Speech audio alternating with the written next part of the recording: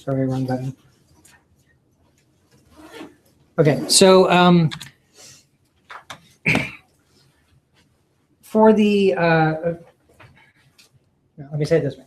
This class is technically listed as a distance class, at least for the lecture portion. And the distance classes are handled a little bit differently from other stuff.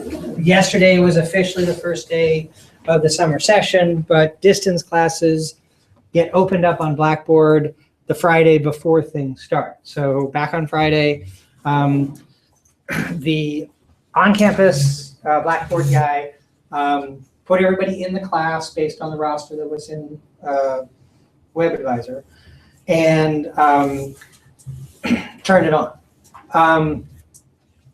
Then on Friday, I sent out an announcement, and the announcements get pushed by email to everybody in the class when I asked to do that. And in that announcement, I said you should go into the go to the link that says before the first class. And there are a few things to get done here. One, just a little welcome statement. Two, a mention about the textbook. Oh, I didn't say when I was talking about the textbook. I don't use a lab manual. Lab manuals really are just redundant with textbooks. So I keep saying that $370 that students have to pay for textbooks. They're actually buying a textbook and a lab manual, but the lab manual kind of says everything the textbook says. There are chapters in the textbook that don't get used because they're used in the lab manual. And then there are things in the lab manual that don't get used because they're covered in the textbook. And it's really just asking you to pay more money for duplicate information. So since there isn't a free lab manual per se out there that I could include with the free textbook that we're using, we're just using the textbook because it has the lab information that we need, like the names of the bones and the muscles and that sort of stuff. So there's not a lab manual that goes with it. Good.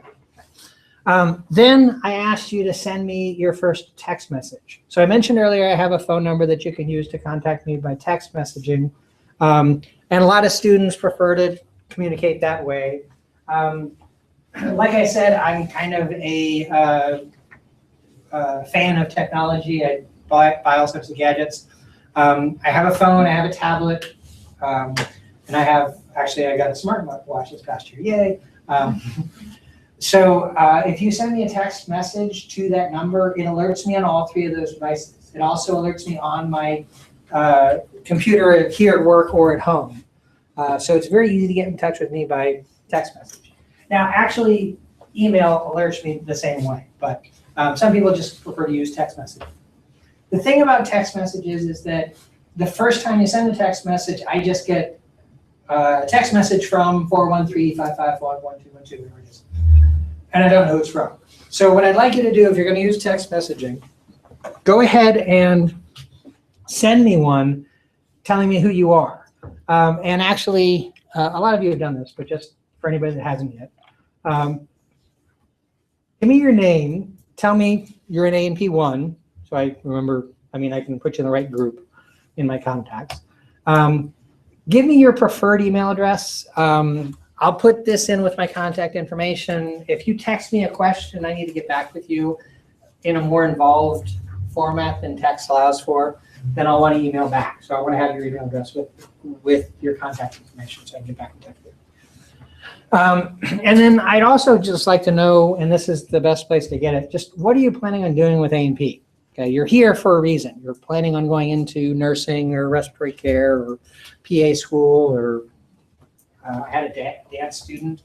I think Springfield College, their dance program is aimed towards movement therapy, so their dance students have to take A&P to go with the therapy stuff, which really kind of threw me for a loop when somebody said, oh, I'm in dance, I'm taking A&P.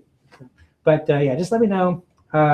Either you might be in something now, you might have gotten accepted to a program to start in the fall and you have to take A&P because the last time you took it was like 10 years ago or something like that. Just let me know what's going on there, just so I have an idea where people are going.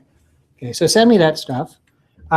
If you've already done that, I've added you to my contacts. So now every text I get from you will say from you.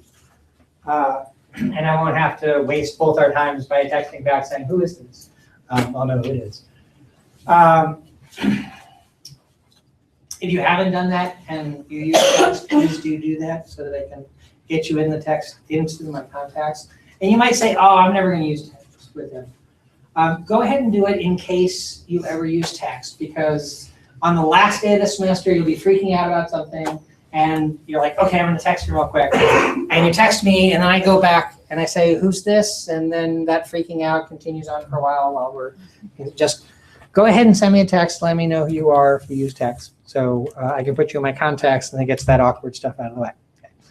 Okay. The other thing here is I use this attendance app. So just as I took attendance a second ago, I was using this app here. It actually can do more. I can actually keep grades in this, but it doesn't work that well for what I like to do. So I just use this for attendance. I just put a column in here for each day we have class, and I go through here and I check you off when you're present. For those of you that aren't in this just yet, you'll be added soon enough. I just couldn't do it right before we started back up. But to get that information into the app easily, you can enter it into a form, and then I can just upload it to the app right away. So there's a link right here that'll take you to this form. There we go. And you just type this stuff in, okay? There's an asterisk next to most of these things because that means that you have to put that information in, because I do want that information.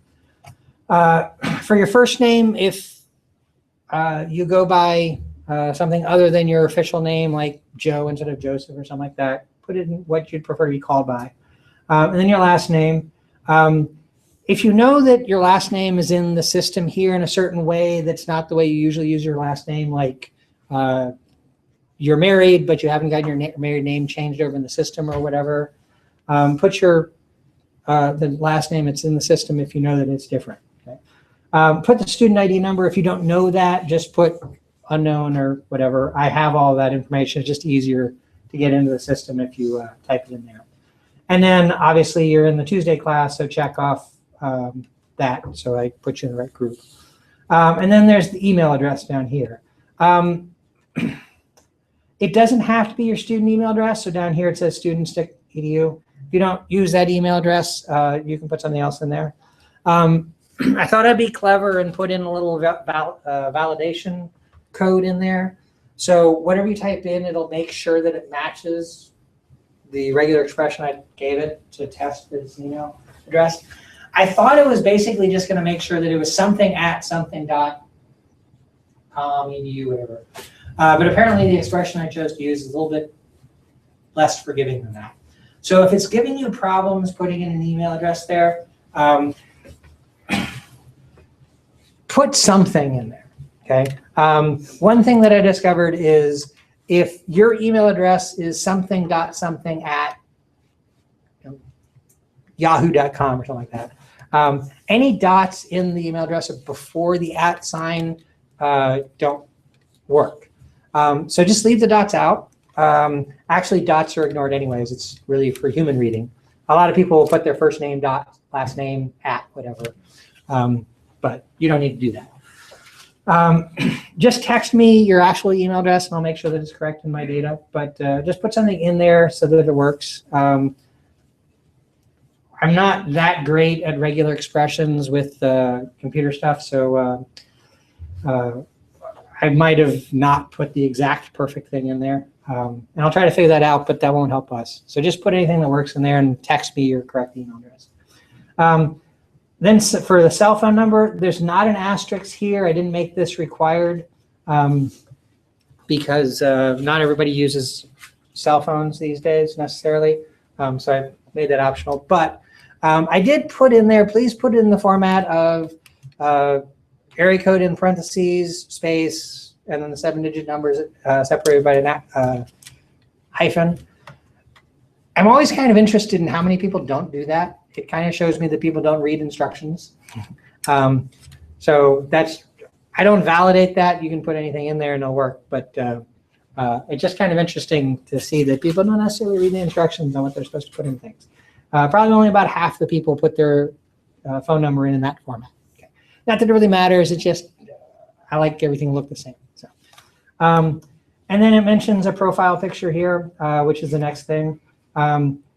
In the app, I can put pictures of people. And actually, I don't have any yet because I was just setting this up now. But for example, here's one of last semester's. There's a little profile picture next to each person's name there. Okay, and I can even call up that person's information. I have that there, or I can pull up the class, what do we call this, album. And this is a really easy way for me to do attendance, so I can just go through and make sure everybody's here. And it also helps me put names and faces together. So like I said, I'm going to get to learn people's names pretty quickly, hopefully, and the picture kind of helps with that. So if you could do that also. It's not here, it just mentions it here, and really what it is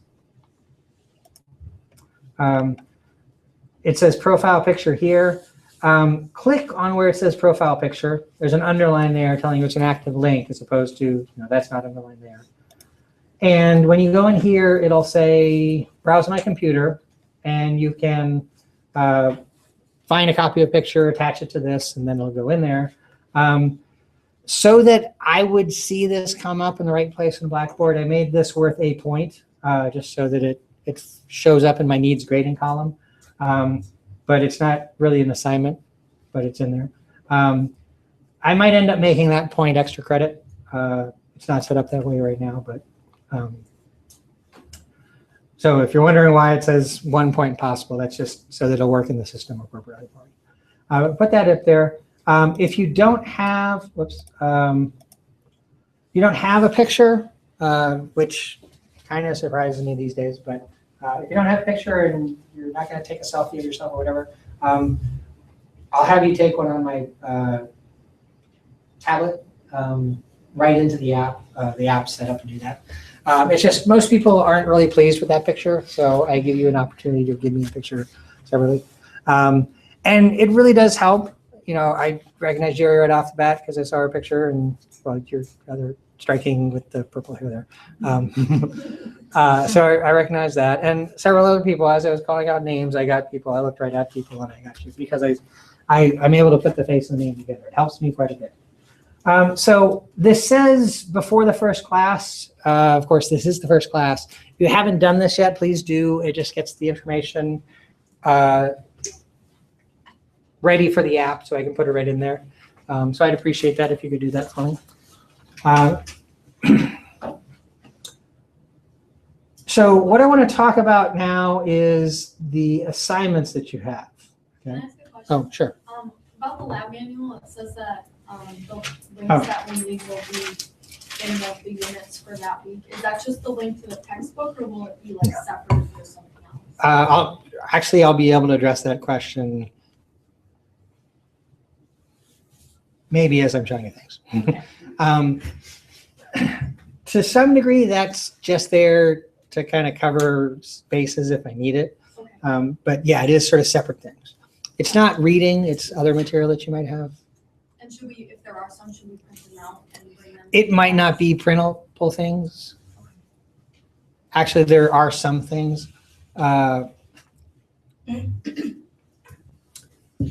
I don't print and hand out things very much at all, so I don't use our copier. So for the few things that you do need, like a list of bones for the skeleton and muscles, I'll print those out and give those to you. That's just easier, because then you don't have to check every time and say, oh, I don't know if I need to print this out or not. Yeah. So Okay, thank you. I'll just go ahead and print things out for you as you need it. And it might be that morning I'll go, oh, I forgot to print that out, and I'll go print it out and then come back with it. But yeah, I'll print things out for you.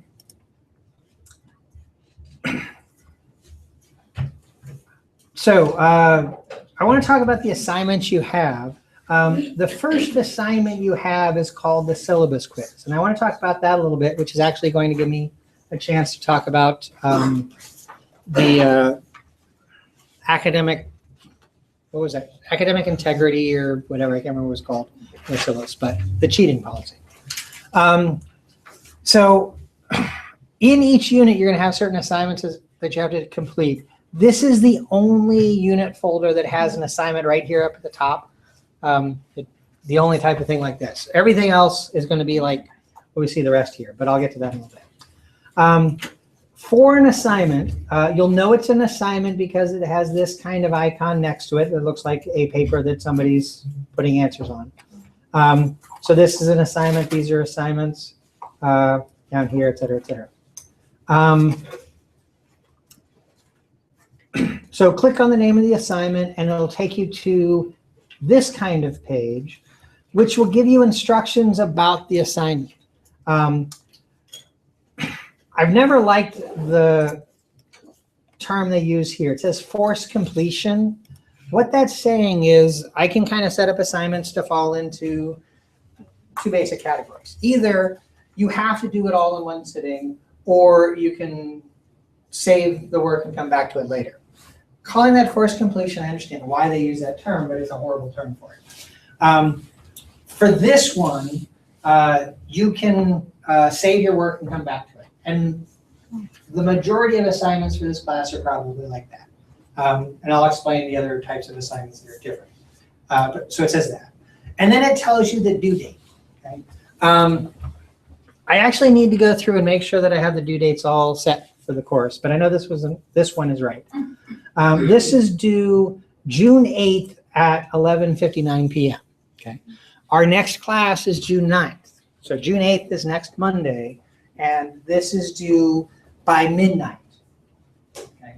That's the way the due dates are going to be set up. Everything needs to be done by midnight the day before you have class, which of course, since we only meet on Tuesdays, means that you'll always have things that are due by midnight on Monday. Okay. There may be other things on this page for other types of assignments, and I'll show you that with those types of assignments. But that's all this one has to show. And then from here, you can cancel if you don't want to do the assignment, or you can hit begin. It'll take you to that assignment. Now, this assignment kind of shows you all the different types of questions that you can have. Actually, there might be one type that's missing from this. But so obviously, it starts with question number 1 is multiple choice. Okay. So you have 4 choices, and you just pick the correct one. And it has another one after that. Then here we have a fill-in-the-blank type question. Actually, there's 2 types of fill-in-the-blank questions. This one has 2 blanks, and this one only has 1. There are things that Blackboard does that just drive me crazy, and this is one of them. It has 2 types of fill-in-the-blank questions, the fill-in single blank or fill-in multiple blanks. And when you have a fill-in single blank, you have, the way I did it there, the question 5, it goes on in a sentence, and I had to type in a blank there and complete the sentence. And then where you type in your answer, that blank is on the next line. Okay. And then question 3 has 2 blanks to fill in. And there, I typed it in and I said, put the blank here. And so there's a blank that you actually type in the middle of that sentence. And then it looks just like the other one where it's on the next line, but really it's the last word of that sentence. If you look closely, there's a period after that second blank. I wish I could tell it to put the single blank in the middle of the sentence like the other one, but it just doesn't work out. So that's what they look like. Now, those are going to be places where you'll put the cursor and you'll type in an answer. The point behind fill-in-the-blank questions is that I'm looking for a particular word to go there. Now, it doesn't have to be only one word. There might be multiple potentially correct answers. But I can tell the thing what are all the possible answers. Or sometimes it might be, I'll say it has to contain something or another. Like if I'll accept a plural of a word. So like I can put, it must contain apple. And so if you put apple or apples, then it would be correct. Of course, in that particular example, if you put pineapple, it would also be correct. Okay. So not a great example, but that's the idea. Over the years, as I've been using these questions, I think I've put in most of the possible correct answers. But if you put in an answer that you're sure should be correct, and it's marked wrong, please let me know. And I'll either tell you why it is in fact wrong, or you'll have discovered another acceptable answer. That doesn't happen very often. Most of the time, I'll tell you why you're wrong. But the information in this course is not exactly set in stone. Some things are discovered or understood differently from year to year, so you might come across something that appropriately answers a question that I hadn't thought of because it's kind of new. So let me know if you come across something that you think should be correct and is marked wrong, and I'll give you some feedback. These are going to be auto-corrected, so spelling counts. When you're putting answers into these kinds of blanks, be sure that what you've written in is correct. So if you are typing in apple and you put O-P-P-L-E, and you're like, well, I knew what I meant, and what else could it be that but apple, even though I put an O instead of an A, it'll be marked wrong. Okay? If you are going to take the time to make sure that you've spelled your answer correct, I'm not going to take the time to give you credit for misspelling. Okay? So you need to be sure that what you put in there is correct. And it's not going to be things like apple versus apple. You know, there's a lot of terminology in this course that you need to be sure that you're spelling correctly. So double check spelling on anything you put in there, because I will not give you credit for things that are auto-corrected that you've misspelled. Okay. So we have some more multiple choice ones, more from a blank.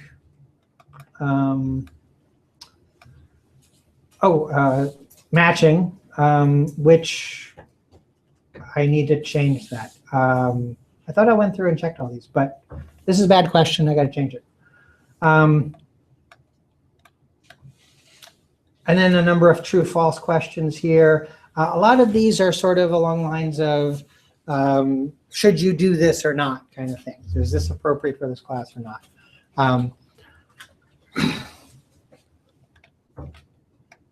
And then this kind of question here, which there's actually two, this is not auto-corrected. When you see a question that has this kind of big text field in it, in fact, for you, it won't look quite like this. So I have like 3 rows of buttons that I can use. I think for you, you'll only have 1 row of buttons, changing what the text looks like in that way. But this is a little mini word processor.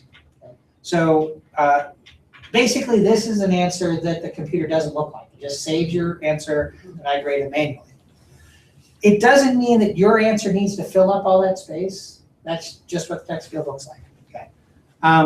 Now, for this assignment, I want to talk about these two. So the one that's at the top of the screen and the one that's at the bottom of the screen. They both address an important idea about this course. This is ostensibly a distance course as far as the assignments are concerned. You're doing everything online. And it can be very enticing to students to just find something online, cut and paste that, and put it in as your answer. That is not allowed. That's plagiarism. Now, it doesn't necessarily just have to be cut and paste from a Wikipedia page or something like that. What these two questions are getting at really is that all of the work that you submit for this course has to be submitted in your own words.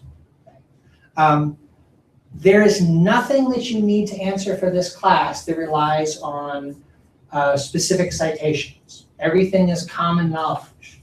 Now, the term common knowledge gets thrown around in education a bit, but there's actually not a real formal definition for it. So I'm going to give you the definition that I'm accustomed to.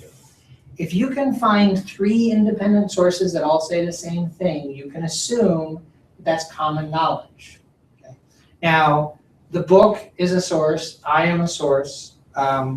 Any of the other material that I use in this course is a source. So it's not that you have to go and do research to find 3 independent sources for everything. If you can find in the book, and I've talked about it in class, you can assume that it falls into the common knowledge category. But if you find something online, and you've not heard it anywhere else, be sure that you can verify it in 2 other independent sources. Now, independence is an important thing there, especially when we're talking about the internet. You can find 20 sources that all say the exact same thing because there's one source that said it and 19 sources that copied it. Okay? That doesn't count as independent sources. That's one independent source. It's just been copied over and over. You need to, if you find something that says smoking is good for you, something like that, you better find 3 independent sources that all reliably state that as a fact. Okay? Now, reliably is kind of important there, using the example of smoking is good for you. Because you could surely find 3 different places on the internet that all say that in their own way, but they're not reliable sources. Okay? So be careful about where you find things. A lot of stuff's out there as propaganda. It's very easy to get information out on the internet, and some sources will be really just a hidden propaganda source for something else. So if you find a website that says smoking is good for you, that's probably a website that's actually owned by Philip Morris or RJ Reynolds or something like that. It won't say that anywhere on the website. You can't say, oh yeah, that's obviously a cigarette company, but it's probably backed by something like that. Okay. Or there are a lot of other things, especially when we're talking about anatomy and physiology. There are a lot of people out there that have their ideas. You can find lots of sources that say that vaccines are bad and nobody should take vaccines. Okay. Those are not reliable sources. It's been proven without a doubt that vaccines are safe. Okay. Anybody that tells you, oh no, it's been published that vaccines are safe, are leaving out the bit where they said the source that says that was disproved and that scientist was publicly shamed and is no longer a functional scientist. So be careful about the information you find on the internet. Okay? 3 independent, reliable sources, you can consider that common knowledge information. But since you're looking at these different sources, you're going to be researching and finding information to write your own answer, and that answer needs to be in your own words. Okay? So there's 2 open-ended questions here, so to speak. Not really a question. This first one is, in your own words, explain to me what's meant by the instruction for this class to write your answers in your own words. Okay?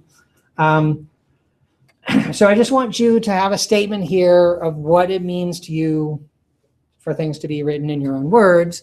That's worth 3 points. I am looking for particular ideas there. I want you to address a few things. You might not get all 3 points just by saying, in your own words means X. If it's a half-assed answer, you're going to get a half-assed score for it. Excuse my language. Then the next one down here, which this is question 22, question 24 is another open-ended question. This is a place for you to learn how to write things in your own words. Okay? Now, there's a lot of different ways you could come across an answer that you need to develop in your own words. But the example I have here is a paragraph out of a Wikipedia page. Okay? So you might be looking things up online to try to answer a question, and you might get to a Wikipedia page, and most people will probably go there as one of their first sources.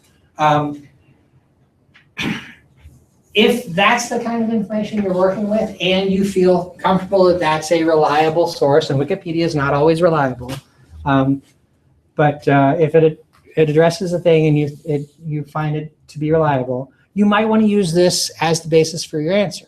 But just copying and pasting this and turning it in, oh, this isn't going to do it. Nope.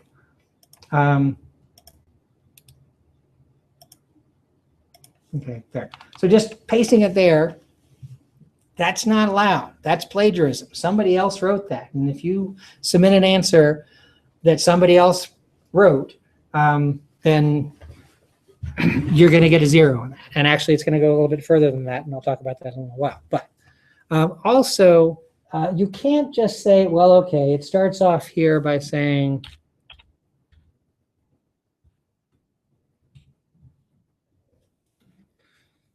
on the most basic level. Okay. So I'm going to change that to basically, not what the original person wrote.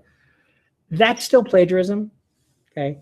You can change how it's said, but it's still what that other person said. Okay, that doesn't count. You have to redo it yourself. Okay? Now, the paragraph that I've chosen here is from an article on Wikipedia about what's called electronegativity. You will probably want to go to that page. So here's a link to that page. Oh, shoot.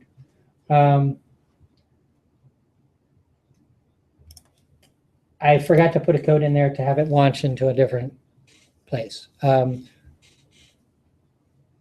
I'm going to just right click on this and open it in a new tab. Okay. Okay, so there it is.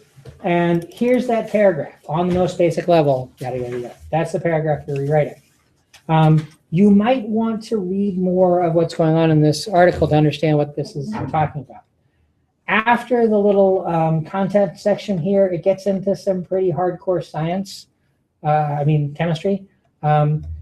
If you'd like to go through this and understand a little bit more, you can, but I think most of what you need to understand about electronegativity will be covered in the little introductory part, and it's in the textbook. Okay? So you want to rewrite this paragraph to say the same thing, but in your own words. Now, for this particular assignment, there's a length requirement. Okay? This paragraph is 100 words long. Okay? Your new version has to be half as long. It can only be 50 words long. Now, I did this because this is a type of assignment that I did when I was a student. I had an English teacher in, I guess it was 11th grade. And we did these assignments all the time. It's called a précis, which is basically French for shorthand, summary. But what I had to do is I had to rewrite things in 1/4 of the length of the original. So if I had this paragraph, I had to rewrite that paragraph in 25 words or less. Now, it is actually possible to do that with this paragraph. I've done it myself, just to be sure. But I'm only asking you to get down to 50 words. Now, the reason I'm doing that isn't exactly the same reason that Mrs. Masterson was making me do it in high school. But instead, if you have to do it in half as many words, then you actually have to rewrite this paragraph. Okay. Sure, we can change on the most basic level to basically, but the rest of the paragraph isn't going to lend itself to that kind of shortening. Okay. And you don't want to actually just change this to basically. You want to rewrite the paragraph in your own words. And so just sort of start all over. This is the only place where the length requirement is going to be an issue. If you write 51 words or more, you will not get full credit for this. So you get 5 points for rewriting the paragraph. If you write 51 words, you're going to get 4 points. If you write 101 words, you're going to get 3 points. If you write 500 words, you're going to get probably 1 point. Nobody's ever done 500 words, but pay attention to the length thing. But that'll force you to economize the information here and write it more succinctly, and to be sure that you're putting it in your own words. It's a nice exercise for how to do this kind of thing. Now, the reason why Mrs. Masterson made me and my classmates do that was to help us learn how to write more economically. Okay?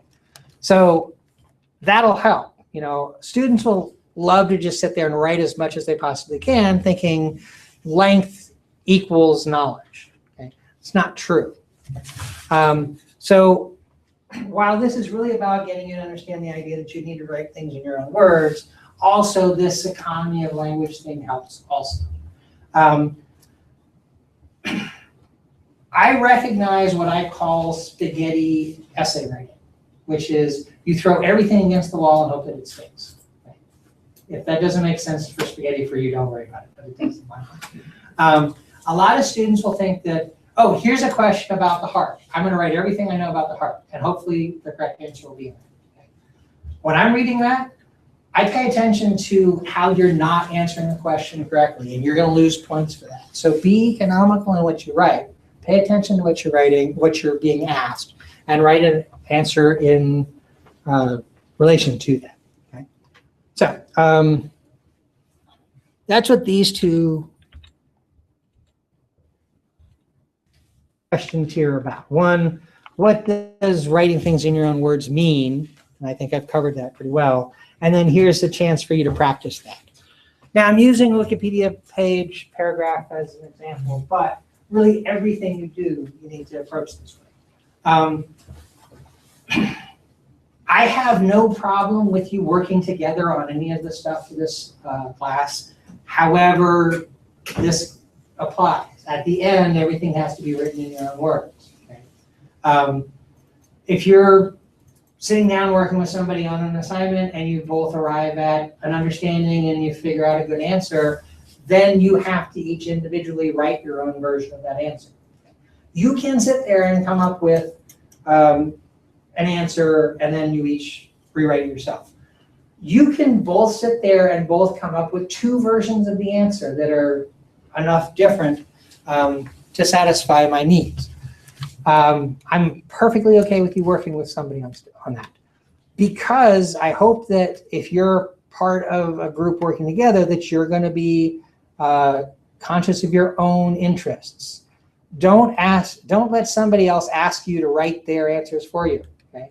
If you'd like to work with somebody and say, here's an answer that I've come up with, work with them and help them understand what it is, just they have to go write their own version, which is going to prove to me that they understand what we were doing working together. But if you do the work for them, then they're just getting you to do the work that they're paying for, and they're not going to get anything out of this class. And it'll actually become kind of obvious to me, right?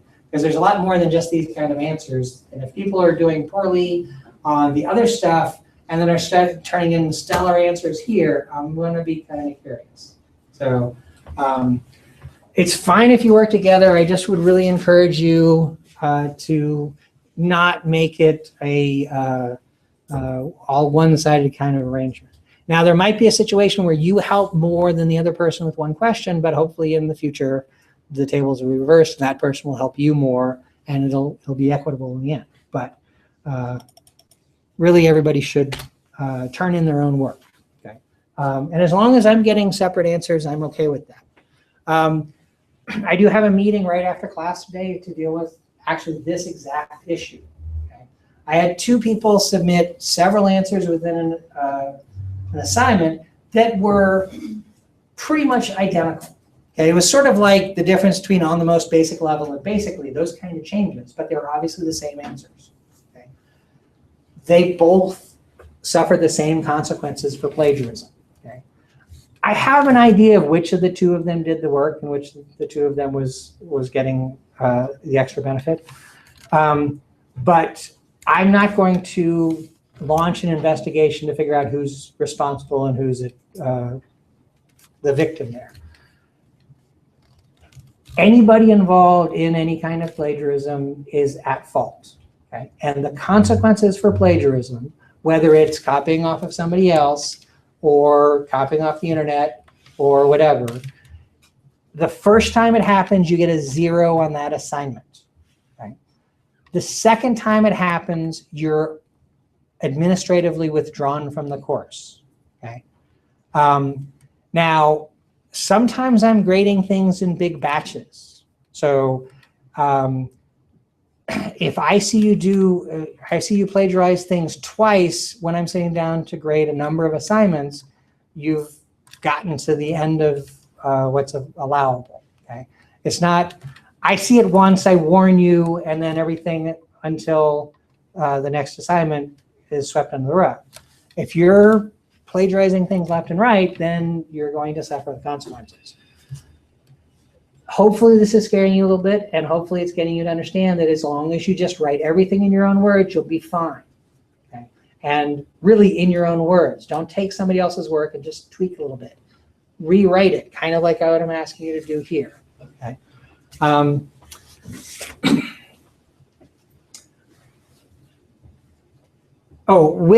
When I find you doing it the first time, I will contact, well, we don't have a dean of students right now. He retired at the end of the semester, but I will send an information to whoever's handling his duties right now until we hire a new one. And your record on campus will include the fact that you were caught copying information from somewhere else, okay? So there are consequences. Be aware of that. And that's what's in this assignment here. I did mention that there's one type of question that's not represented here. There may be some questions that have multiple answers, and I'll show you one of those in a second. But the vast majority are multiple choice, like you pick one of those answers there. And I believe the difference is if you are only picking one thing, there are circles there. And if you're picking multiple things, there'll be squares there to check off. Okay? And I'll verify that when I show you something else in a second. But those are the types of questions that you have. Now, I want to give everybody a point here. Okay? I want to go to this question right here.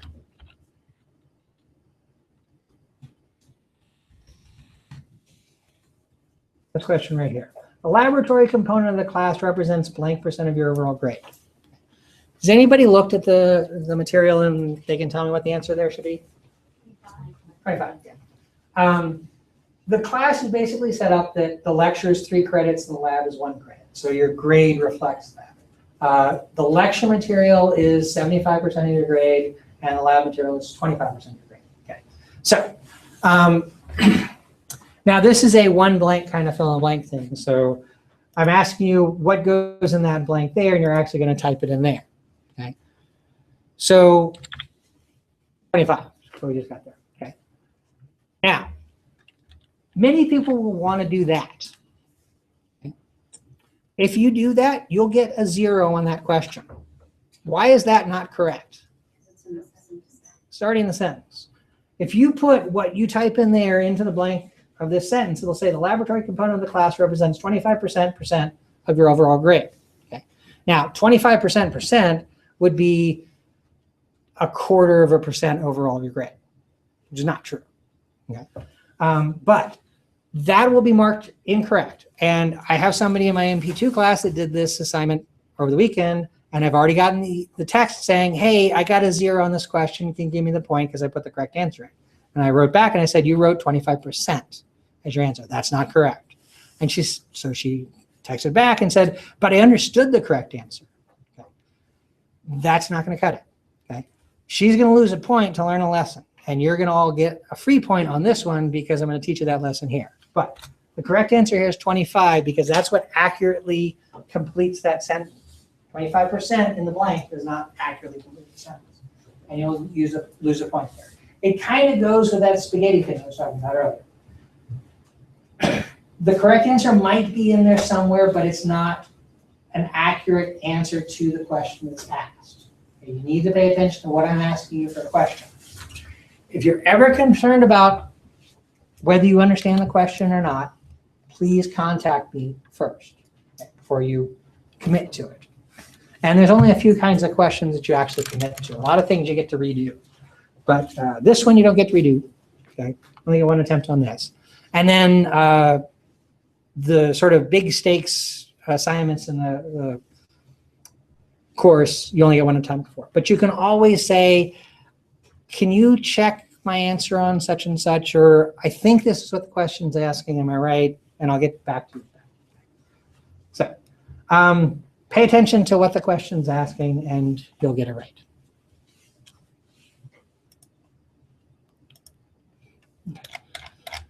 So, I'm guessing these are timed, sorry? the tests and quizzes? No, so that one, I was just showing you that first page. It said force completion, you can save and come back, that kind of thing. Other assignments will have timers and it'll tell you that. And I'll show you that in a little bit. But we'll get to the timed assignments in a bit. That one would not be timed. So this is the only folder that has an assignment like that right up the top. Everything else, all the other folders will look like this. So let me actually go to, no, let me stay in this one. So let's ignore the syllabus quiz up there. Everything else looks like this. It'll start with this week's goals. Again, this is sort of, so you understand what you should expect to get out of this. If this doesn't match what you got out of the week, then please contact me and I'll try to rectify the situation. That'll be followed with a link for the reading. And these links go directly to the part of the textbook relevant to the section. So this is going to, well, oh, that's right. So this is the page I went to when I was clicked on the book link earlier. And it just goes to the preface for the book. Okay. But here's what I just clicked on. It goes to the introduction of chapter 1 there. Okay. The reading assignment for this chapter is all of the sections of this chapter. Okay. And it says that right here, it says this is a link to the introduction to Unit 1, Chapter 1. The reading begins with this and includes all 8 modules in the chapter, which is Unit 1, Chapter 1, Module 1 through Unit 1, Chapter 1, Module 8. Okay. The way the book is set up, okay, this is Unit 1, this is Chapter 1 of Unit 1, this is Module 1 of Chapter 1 of Unit 1, this is Module 2 of Chapter 1 of Unit 1, et cetera, et cetera. So when you see 3 numbers, it's talking about a module. When you see 2 numbers, it's talking about a chapter. I don't ever just refer to the unit number itself, but that's how the book's laid out. I will probably make the mistake once or twice by referring to a chapter in the old-fashioned way. So like the muscle chapter is chapter 10. Okay. Here, the muscle chapter is Unit 2, Chapter 5. No, Unit 2, Chapter 6. The book is just laid out so that the chapters are numbered by unit. Okay? But if you bought a textbook for one of the other classes here, they'd be numbered sequentially 1 through 28 or whatever it is. So I might accidentally refer to a chapter by that old-fashioned name, but I'm really trying to get away from that. It's just the way that this book is laid out. So when I'm officially referring to a chapter, I'll refer to it as unit whatever, chapter whatever. Unit 3, chapter 2, et cetera, et cetera. Also, since this came up, if you ever see this yellow bar pop up at the top after you've clicked on a reading link, always click to go to the newer version. That just means that they've fixed some typo or something like that. I will try to, when I see those, fix them in here. So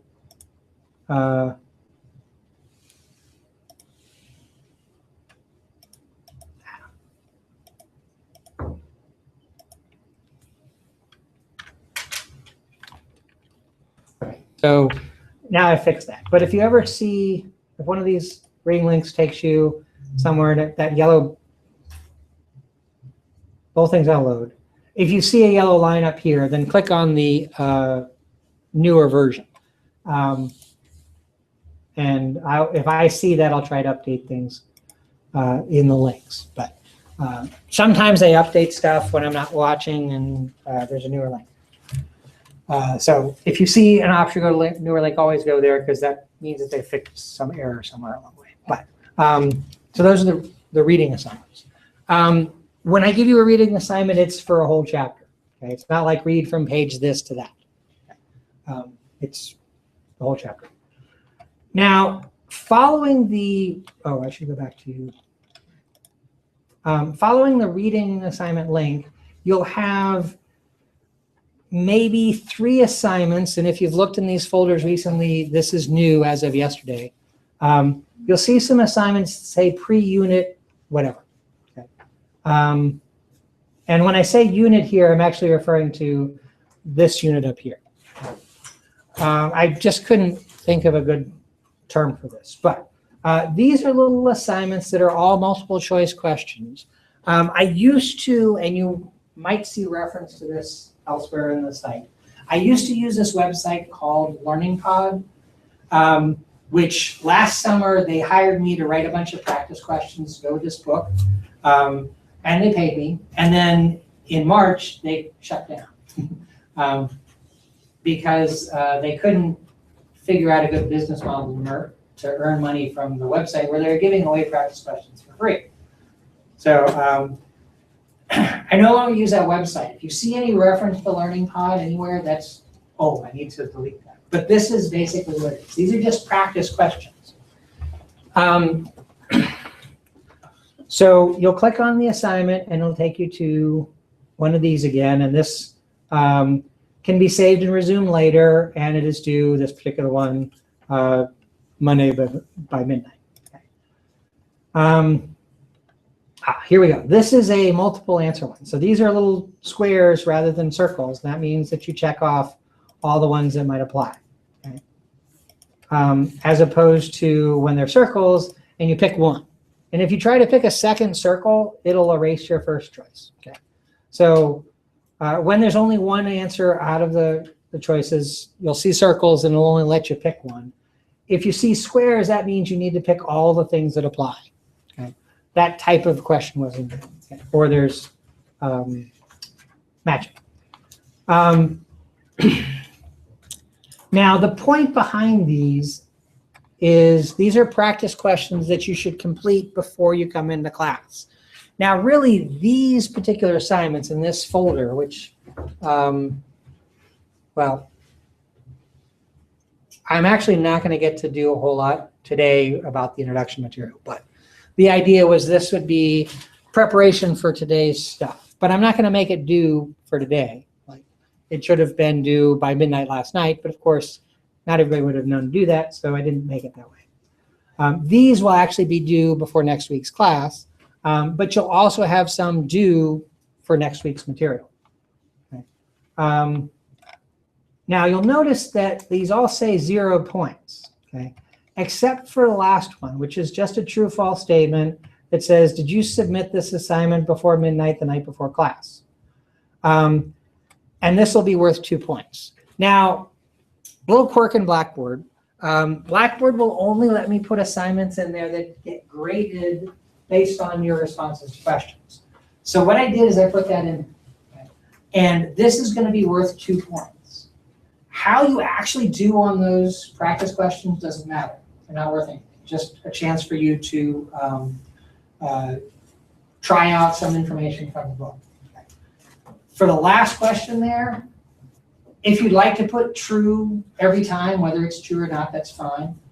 Late assignments will come up in my needs grading thing, and I'll see that it's late, and I'll take away the points. For these pre-unit assignments, if you complete it on time, if you get it done by midnight the night before class, then you'll get 2 points. If you complete it late, if you turn it in after 11:59 on Monday night, you'll get 1 point. If you never complete it, you won't get any points. Okay. The idea here is for you to start thinking about the material before you come into class. Okay. And so these are just practice questions. All of the actual practice questions are worth 0 points, and just so that I have a place to put the 2 points in, I put this one in here. If you put true, even if you actually turn it in late, it won't give you the 2 points. What I'll do is I'll go in and I'll give you the 1 point for that. Okay. And if you never did it, then there won't be any points to give. But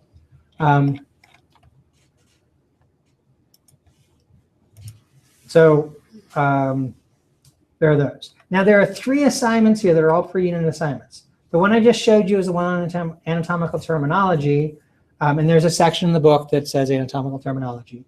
And then there's one on homeostasis, and there's a section in the book that's on homeostasis, that first chapter. And then there's one that just says Introduction to the Human Body, which is the title for that first chapter. This assignment has a bunch more questions. So the one I just showed you had 5 practice questions. The one on homeostasis, I think, has 5 also. This one has 26 or 29, I can't remember. Oh, 22. Okay, I was way off on that one. These are actually the end of section questions. Okay, so these are the questions out of the book.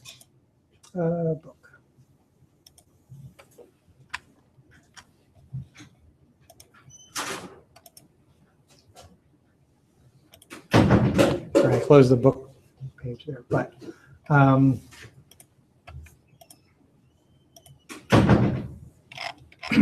at the end of this section, there are these review questions. Okay, these are the questions that are in that third one.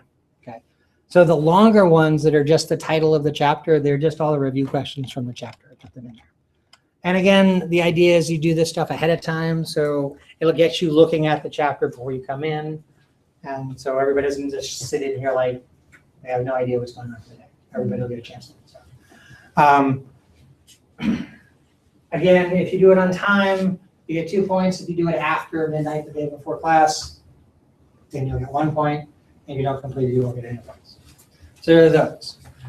If I refer to those as learning pod questions, I'm trying to get you out of calling them that. Yeah, forgive me, but that's what I'm talking about, these types of assignments here. Then we have this assignment here that says Introduction Part 1. Now, hopefully in your head right now, you hear Part 1, and you go, well, obviously there are more parts, right? Everybody's saying that right now, right? Good, because there are. You don't see them because this is what counts as testing in this class. When I first started teaching here, it's a 14-week course in the regular semester, and every 3 or 4 weeks I'd give a big unit test. And so for AP1, about 3 weeks into the course, 4 weeks into the course, there'd be a test that would be over the first unit. So what's chapters 1, 2, 3, and 4 in unit 1 here. And everybody would come in and they'd sit down, and that's all we do that day. You get a stapled set of pages, and you answer all the questions there. And you turn it in, and you'd immediately forget everything you just did. I don't like those kind of tests. They're kind of too high stakes. It puts too much emphasis on 4 particular days during the semester. It's sort of an all or none attempt. Okay? So what I've done is I've taken those tests and the quizzes that I usually give and broken them down to make a different type of test. Also, what I just described to you is over multiple chapters. I've broken it up into every chapter has its own set of assignments. Okay? Now, there may be weeks that we do multiple chapters, so you'll have multiple sets of assignments, but for any given chapter, it's going to work kind of like this. Now, when you first go in, you're just going to see Introduction Part 1. Okay? You have to complete Introduction Part 1 to the necessary level to go on to Part 2. Okay? Now, if I turn my editing mode back on, we can see what it looks like to me. And now we have Introduction Part 1, Part 2, Part 3, and Part 4. Okay? Introduction Part 1 is a 10 multiple choice question test. Okay? It's essentially a reading quiz. So these pre-unit assignments I just talked about are practice questions based on the reading, but then here we get into the assignment where you're getting graded on what you understand from the reading. Okay? It's actually pulling 10 questions from a larger pool of questions, but there are 10 questions that you can answer. Now, the assignment page is a little bit different from the one I showed you before. So here's where it says forced completion, okay, like before. And this one is, once started, this test must be completed in one sitting. Do not leave the test before clicking save and submit. Okay. Actually, if you leave the test before clicking save and submit, it's not the end of the world. It'll just submit whatever happened to have gotten saved. If you want to be sure that it saves all of the responses that you mean to put in, then you need to hit the save and submit. But if you don't, then there's a chance that what gets submitted will be a poor representation of what you actually did in the assignment. So that's different from what I showed you before. The other ones I showed you, you could save and come back to and work on in multiple sittings. This has to be done all at once. What's also new, oh, and then there's a due date here. And this one is also due next Monday by midnight. There's a few more things in for this type of assignment. Okay? This is a timed test. Okay? So for the multiple choice tests that I give you, and the syllabus quiz has multiple choice questions in it, but it has other stuff too, so that's not timed. For things that are just multiple choice questions, aside from the practice questions that I showed you, you'll have a timer on them. And the timer will always be based on 2 minutes per question, which is more than enough time. If I were giving you a 10 multiple choice question quiz in class on paper, I'd give you 10 minutes to complete it. So 20 minutes should be plenty of time to complete it. I don't remember exactly how it works. I think you can choose whether or not you see the timer. If you have anxiety watching timers tick down, I think you can opt to not actually look at it, something like that. And then the timer setting, it says you will be notified when the time expires and you may continue or submit. Okay. What that means is the timer is kind of a suggestion. Okay. I could set it, and there is an assignment. The final is timed differently, but I could set it that when it hits the end of the timer, it submits it for you. But instead, I set it up so that it tells you when time's up, but you can keep working if necessary. If you go a minute or two over the timer or something like that, I'm not going to have a big problem with it. If you do it consistently, or if you're always turning things in 5 or 10 minutes late, I'm going to have an issue with that. But I don't want the timer to get to be this horrible thing. It's a suggestion on when you should be completing stuff. And probably most of the time you'll be completing stuff in less time than that. Okay. And then the other thing that's new here compared to the other assignment that I showed you is multiple attempts.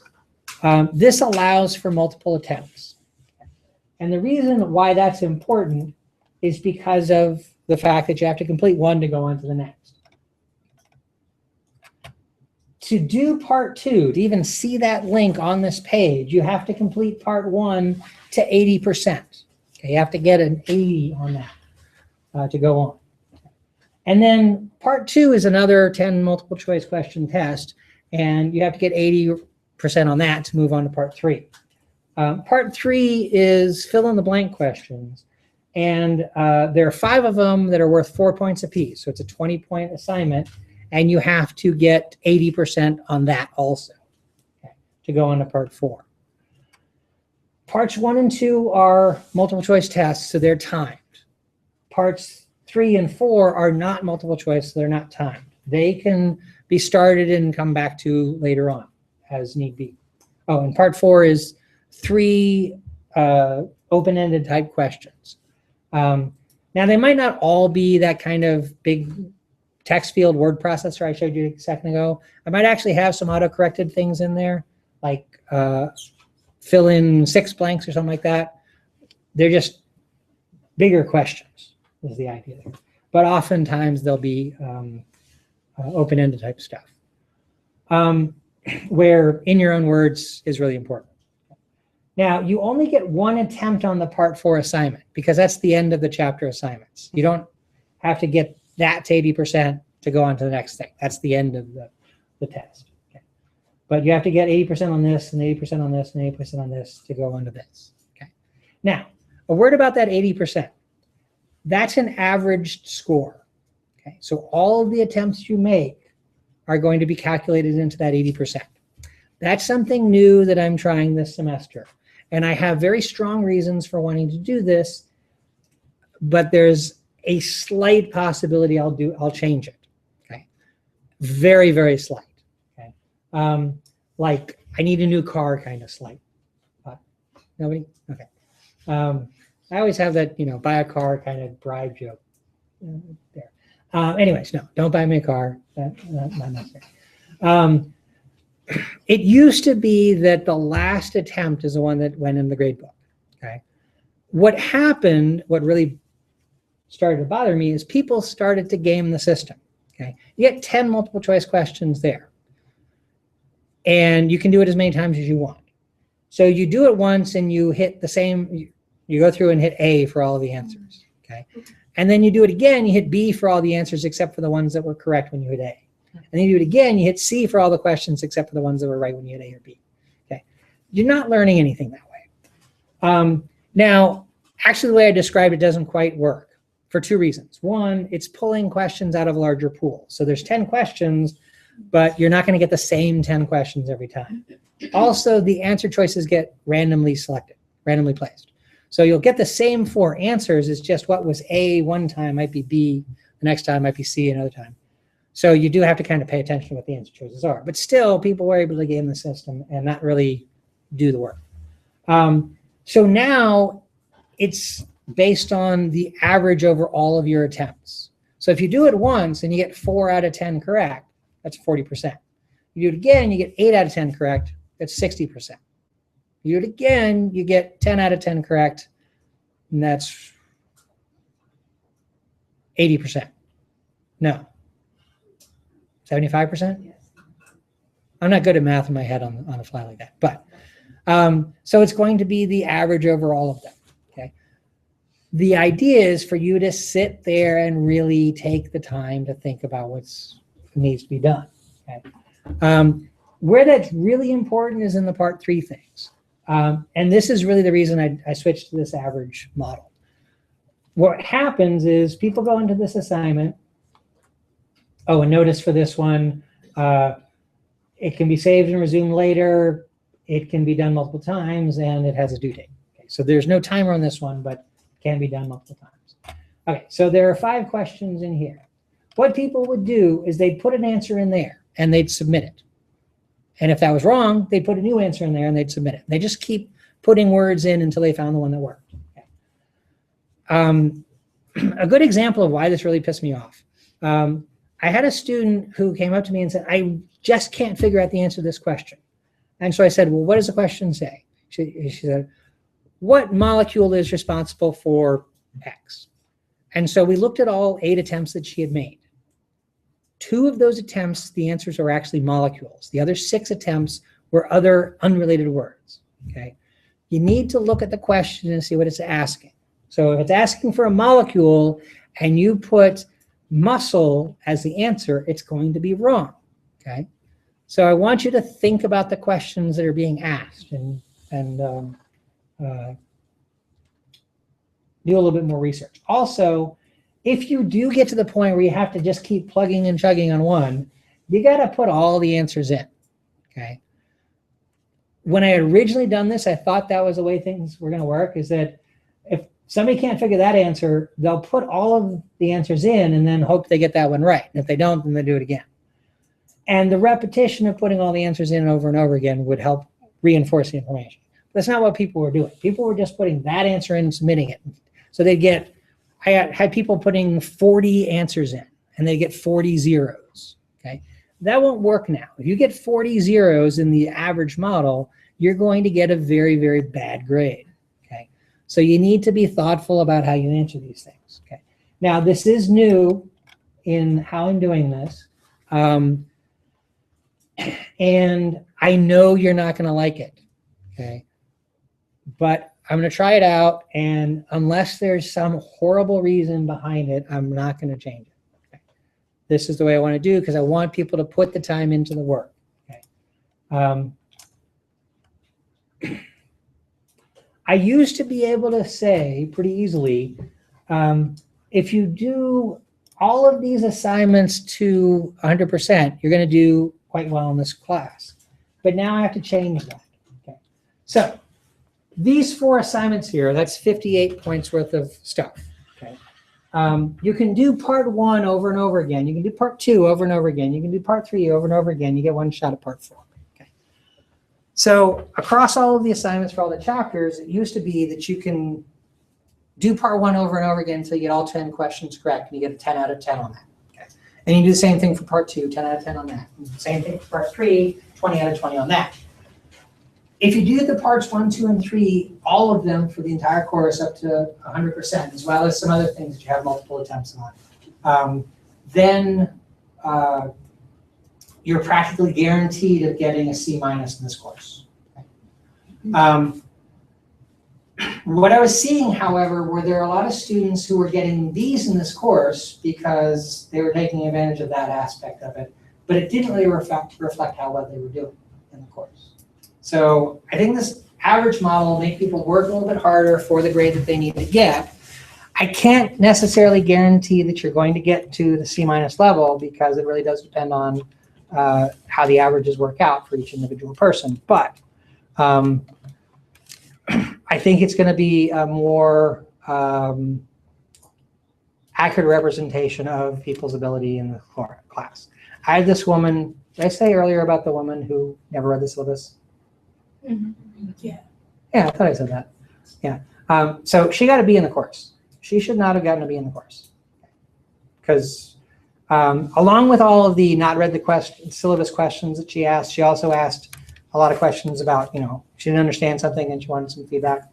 And I gave her help, and that's what I'm here for. But between her ability to get 100% on things just by that brute force method and getting a lot of information directly from me, she got a B, and it really didn't reflect her understanding of the course. Okay. She should have started to get a clue and been able to complete things better by the end of the semester. She might have struggled at the beginning of the semester or the beginning of the course in AP1, but by the end of AP2, she should have been fairly self-sufficient. She was still asking the same kind of questions at the end of the semester. She never got it, okay? And I don't think her grade really represented that very well.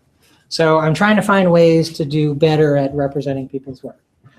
Now, I'm in this editing mode also, and you can see down here it says body dimensions and cavities makeup assignment. And actually I need to make that visible. Last summer they were not visible all the time, but now they are. Oh, that's right. I got to do some more things than that to make it appear. So the way that you see it right now, the last thing in the folder is introduction part 1. As soon as I fix that makeup assignment thing, you'll also see the body cavities, whatever makeup assignment, body cavities and dimensions makeup assignment. Because you're here, you are not going to be responsible for the makeup assignment. You'll be exempted from it. You are welcome to do that assignment, and I'll grade it, but it won't have any effect on your grade. Okay? I have gone through, and I've had people that have A's in the class, and they'll often try to do extra work. And so people that were here for every class and had an A in class that did the makeup assignments, even though they weren't required for them, they were exempted from those. So when I was doing final grading, I went ahead and tried out what would happen if I took the exemption away. Okay? By adding that extra assignment in there, it actually did not help the grading. Okay? So being exempted from the makeup assignments, whether you do them or not, is helpful. Okay? The more assignments out there for you to complete, the more things you're being assessed on, the possibility that your grade will drop a little bit. Now that person with an A, they still had an A, but their 96 went to a 94 or something like that. So didn't really make any difference to that person. But if you're on the cusp of something between an A- and a B+, 2 points will make a big difference. Okay? So being present means you're exempt from those makeup assignments. You're welcome to do them if you want to, and they will be graded as if you were taking them for credit. But they will not have an impact on your grade if you're present and on time for class. If you're absent, then I will, if you're absent or late to class, then I will require you to do those. The way that you know if you're required to do those is in the My Grades section, which I can't show you because I'm an instructor. So if I click on My Grades, it'll say you don't have any grades because I'm not a student. But you'll see a list of all the assignments. For the makeup assignments, you'll see, if you're exempted from it, you'll see a little gray circle. Okay. Roll the mouse over the gray circle, it'll say exempt. Okay. If you don't see a gray circle, then you're not exempt. Now, if you don't see a gray circle and you think you should be exempt, it might be that I haven't gotten around to putting the exemptions in. So feel free to say, I was here that day, why am I not exempt from this? And I might write back and say, oh, I forgot to put the exemptions in. For the summer, I can usually do it like right after class. I'll sit down and do it. During the regular semester, I'm really bad about it, but for the summer, I should be able to do it. I don't remember if I have a makeup assignment for every single week. There might be an assignment that spans 2 weeks. So if you miss 1 week but not the other, you'll have to do it, something like that. I can't remember if that applies to this semester or not, but those are the makeup assignments. Okay? Now, in this Unit 1 folder, it ends with the chapter assignments. There's actually supposed to be a lab quiz assignment in here too, but we're not going to have time to get to the lab material today. So we'll actually do that tomorrow, which I didn't know was going to happen, but that's how it happened last semester. Oh, I see. Nope. This is a different lab quiz. But here's a lab quiz at the bottom of this section. And here's cell biology part 1, biochemistry part 1. This is chapter 2. This is chapter 3. They each have their own sets of assignments. We'll be doing both chapters next week. So all of those things are going to be there. I have a question about timing and seeing the part 1 and part 1 on those as well. Yeah. Do we assume that there are always 4 parts? Yes. Okay. Um, So you want to allow time, you can't be starting that at 11:50, you know. Correct. Expect to get through all of them. Right. And are they can all be, any of those 4 parts can have questions from any part of the required reading? Sure. Or anything that applies to the Or anything reading to that or point. what we're doing in class. So we should come prepared next week, having finished the assignments for unit 1 and unit 2 with the readings. No. You, Just for next week, you need to complete the unit 1, parts 1, 2, 3, and 4. You need to do the pre-unit assignments in the unit 1 folder, Okay. which technically would have been for today, but we didn't get to any of that stuff. And then there's a pre-unit assignment there for next week. I actually have a couple more I have to put in there, which I'll be doing tonight or tomorrow. So you'll see more assignments that will be due by the 8th in here. Okay, so the pre-unit 2 will be due by the 8th, but we don't have to do everything else. Right, so the biochemistry parts 1, 2, 3, and 4, cell biology parts 1, 2, 3, and 4, and molecules lab quiz, those will be due the following week, Okay, which would be the 15th, I think, something like that. Okay. So, and again, the due dates that I pointed out at the beginning on that little to-do list should make that stuff clear. And if you're having trouble seeing the the due dates on the to-do list, maybe before class or after class next week, we can try to figure it out. So, other questions? Okay. So earlier I was talking about the lab was 25%, the lecture was 75%. The easiest way to explain things is the lab assignment's really obvious. Lab quizzes and the practical exams.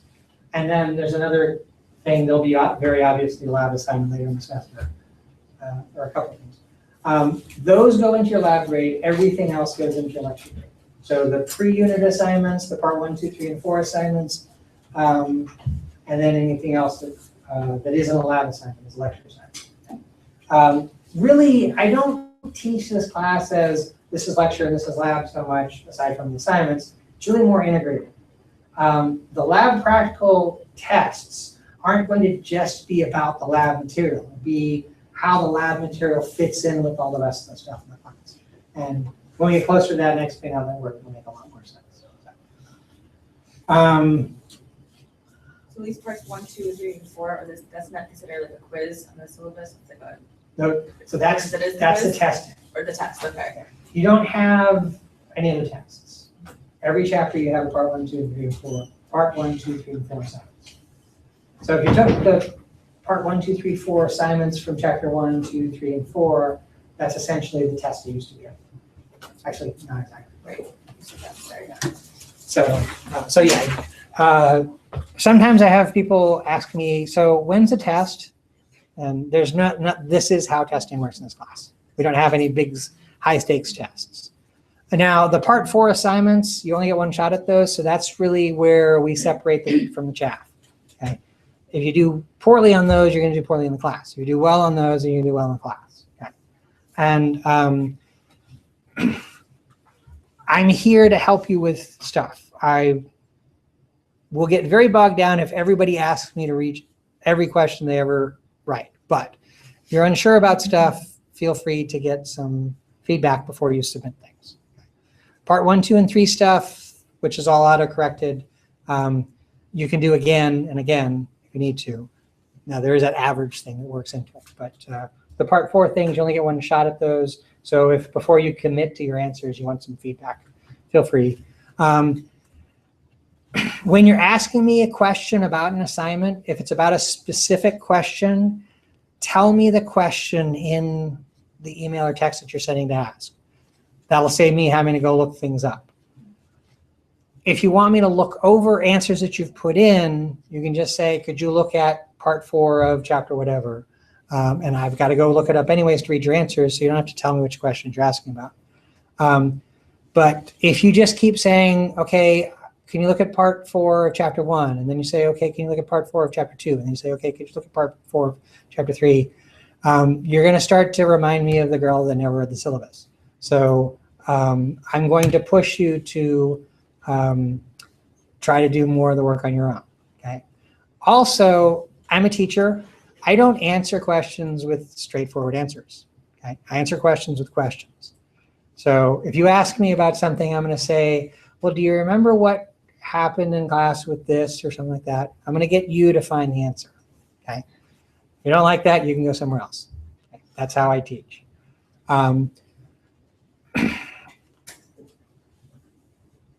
I'm trying not to lose my patience with people, and you know I've lose my patience with you if I just give you the answer.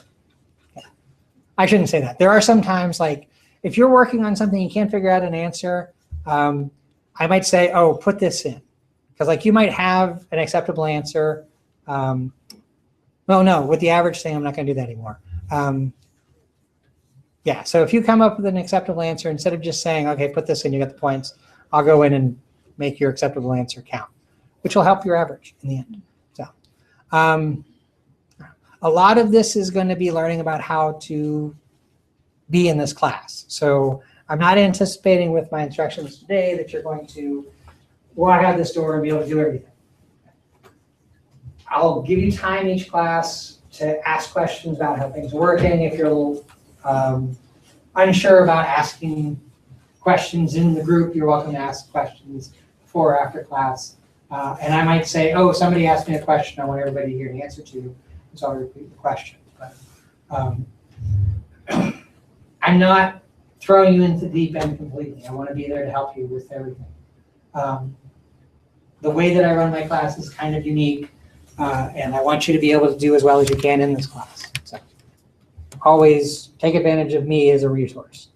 And that's part of why I have the texting number and email, and you can get in touch with me. My wife hates this. Okay? We're at a dinner, I'm pulling my phone out, I'm answering questions. Okay?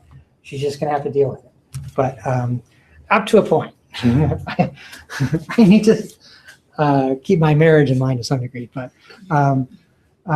she also needs to understand this is my job, this is what I do for a living, this is what I love, and I want to help you guys. So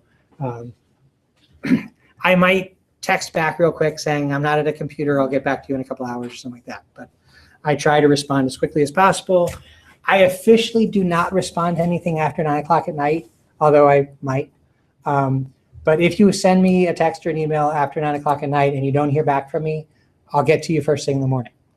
I do sit with my tablet there and I'm reading stuff or whatever before I go to sleep. So if I get a text at 11:30, I might answer it. Or I might say, I'm going to bed. I'm not going to answer it in the morning.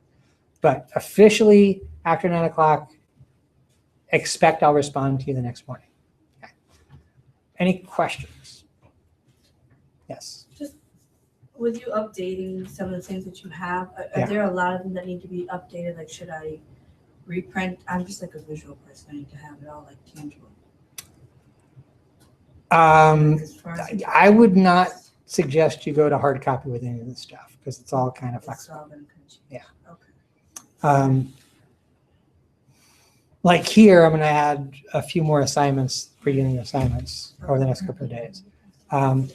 If you went to like the week 5 thing, that folder is going to change like 50%. Okay. There's a bunch of stuff in there that I need to delete and add in and stuff like that. Okay. So,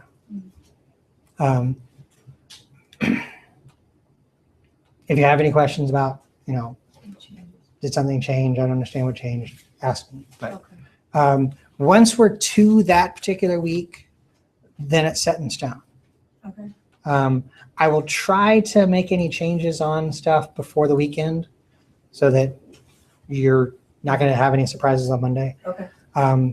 I don't teach on Thursdays and Fridays, so I'll try to get anything ready to go before Friday or by Friday. Okay. But I reserve the right to do last minute changes. Right. So, yes. Within the reading material, Mhm. there's some areas with a little barcode box that Oh. will take you to other resources and things like that. Right. How necessary are those? I started on an iPad, it won't go there. It doesn't have an Adobe Flash Player. Yeah. So is that something that is useful and I should use the laptop instead? Consider that stuff supplemental. Some stuff I'll actually use in class. The questions are based on what's directly in the text or what I cover in class. And I should say something about that. I do have a number of questions, and they're more in the part 3 to 4 assignments, where I'm asking you questions that I didn't cover in class. Okay? Because I'm asking you questions where you have to use what you've learned in this class and apply it to a new situation. So you can write a question to me saying, you never talked about this, and my response will be, but you should be able to figure it out.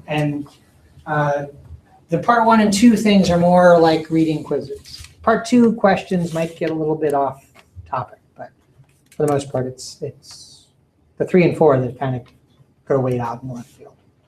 So, which are the ones that don't have a timer, and so you can take time to make sure you understand the question. And the part 4 ones, did you say you don't have multiple attempts, or you still do? No, you only get one shot at part That's 4 what- assignments. If you had multiple assignments, since I have to grade them by hand, I'd have to be grading them over and over. So if you, like you mentioned, if you have a question about your response and you want to review it, you can't really submit it and then ask about it. You have to. Yeah, ask before you submit. Oh, let's see, there are 2 things in there that I wanted to address. What was the first one? Where did you start with all that? With the link? That's right. Other assignments. I mean, other materials. Oh, yeah. And that made me think of a thing about the book, which is the different formats that the book comes in. Let me go back to the syllabus.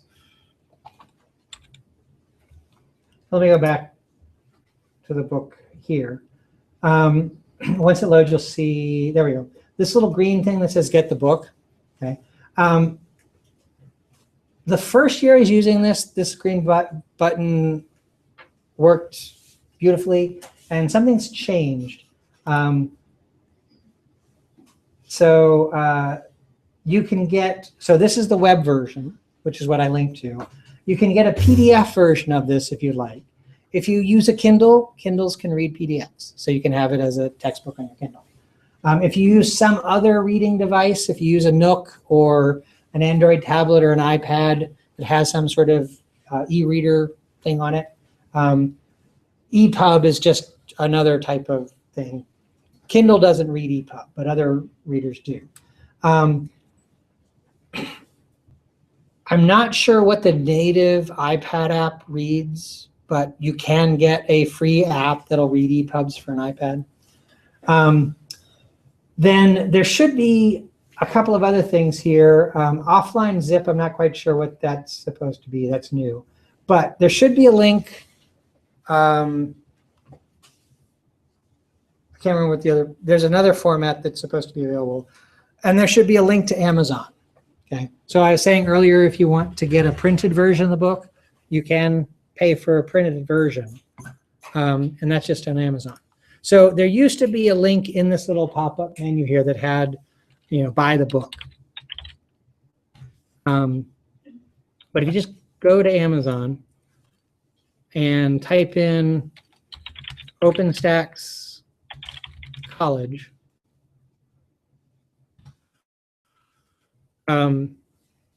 these are all the books that they make. Okay, so obviously you want anatomy and physiology. Okay.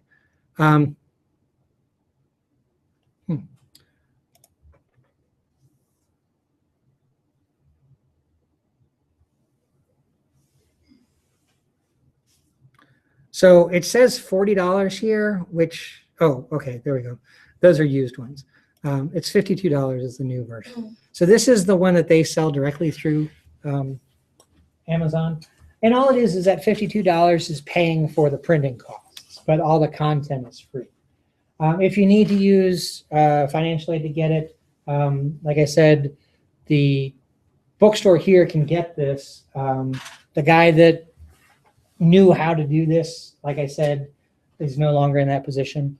So the new person may or may not understand what's going on. And if not, I'll help them. But you can get this. If you see anywhere that it claims that you can buy it for more than $52, don't. That's somebody trying to sell a used version for a lot. If you don't see 52, look somewhere else. If you want to buy a used version for $40 or something like that, that's fine. Yeah, see, somebody trying to sell it for $140. Whatever. So you can try that. Like I said, there are textbook rentals. I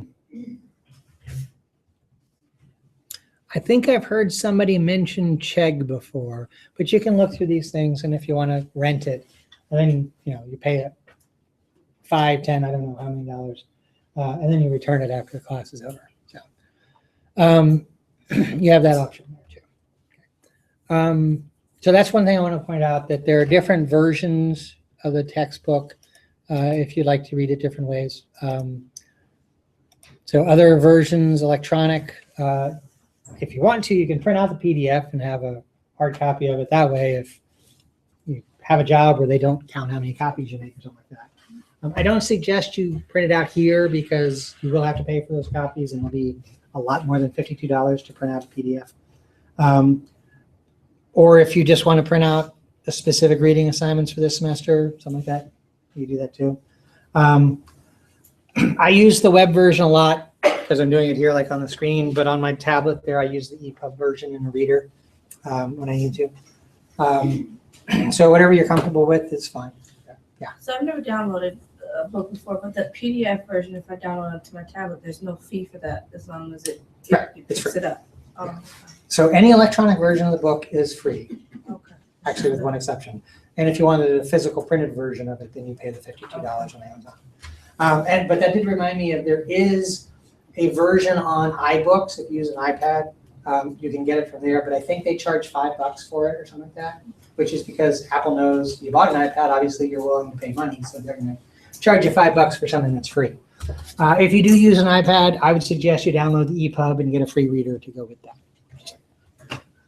They shouldn't be charging you $5 for the book. So those are some options you have there. And then the other thing that are thought of that I hadn't mentioned yet is about due dates. I hesitate to say this because it's going to mess up some people. Except for the pre-unit assignments, due dates are suggestions. So what that means is those pre-unit assignments, if you have that done by midnight before you come into class, you get 2 points. If you do it after that, you get 1 point. That's the only assignment that the score is based on the due date. Everything else, if you do it late, it's not going to affect your grade. Now, in saying that, I've now probably opened half of you up to putting things off the last minute. And that's a bad thing. People that put work off because they just don't feel like doing it now are going to really have a sucky July. I think about the calendar there. But if you're not staying on top of this work, if you're putting it all off till later, it's not going to go well for you. One is you're doing the work at a disconnect from when we're covering it in class. If you're working on the assignments over the week after we cover material in class, then you're going to do better with that assignment. Okay? If you're putting it off until July or, God forbid, August 1st, you're not going to do very well, okay? Because you're just going to forget things and it's not going to be fresh in your mind. The due dates are suggestions. You should keep on top of those due dates. If you do all the work according to that, you'll do very well. Next week, so on the 8th, you have a few things due from the Unit 1 folder and the pre-unit assignments in the Unit 2 folder. But then the Unit 2 folder has 2 chapters worth of stuff. Okay? It's a kind of intense week as far as assignments are concerned. If you're working on that and you just can't get all 8 assignments done by the midnight, that's okay. Okay? I don't like giving extensions because I don't like hearing people explain why they need extensions. So everybody automatically gets extensions. Okay? There's no effect on your grade if you turn things in late, except for the pre-unit assignments. And I will not give extensions on pre-unit assignments. If you don't do them on time, you will not get credit for them. You will not get full credit for them. But if you can't get one of the part 1, 2, 3, or 4 assignments or a lab quiz or something else done on time, it's not going to be a big problem. Okay? Just don't take that as an open invitation to put everything off to the last minute, because that's going to be a bad situation.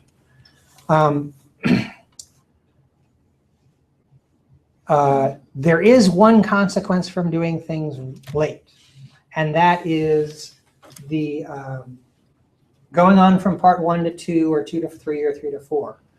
If you do those after the due date, it's not going to let you go on right away. It needs to look at the grade book to see how you're doing on an assignment to see if you're ready to go on to the next one. Okay. If you do something late, based on the due dates I put in there, it doesn't post your score into the grade book until I okay it. Now, if it's something like the pre-unit assignments, when it comes up saying it's late, then I know to give you 1 point instead of 2. But for everything else, I don't change your score on that. Okay. Other instructors might use that to take 10% off for being late or something like that. But it doesn't affect your grade in my class for any of that stuff to be late. But if you do part 1 late, then it's not going to let you go on to part 2 until I check that off. And then you do part 2, and it won't let you go on to part 3 until I check that off. And then you do part 3, and it won't let you go on to part 4 until I check that off. Okay. I'm not going to check them off that quick.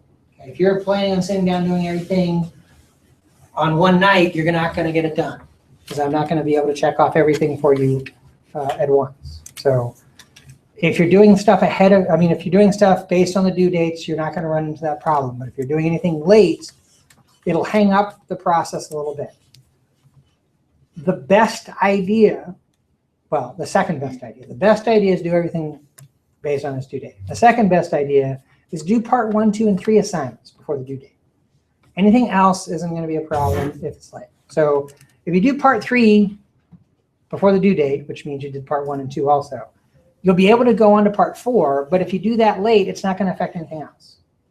And lab quizzes, if you do those late, there's nothing dependent on that lab quiz and other assignments. If you do those a little bit late, it's not going to be a problem. So if it's Monday night and you're like, I don't have time to do all the work I have to do, don't throw your arms up and go, watch television and give up.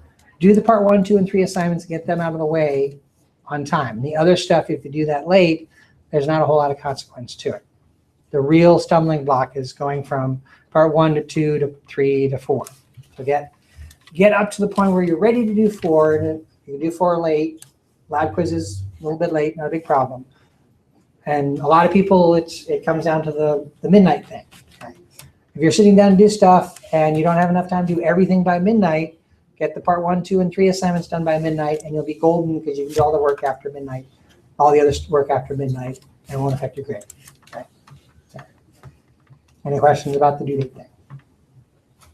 So, pre-unit assignments are date sensitive. Everything else is, your score will not be affected by doing it late, but moving on, part 1, 2, 3, and 4 assignments will be date dependent. So keep on top of that.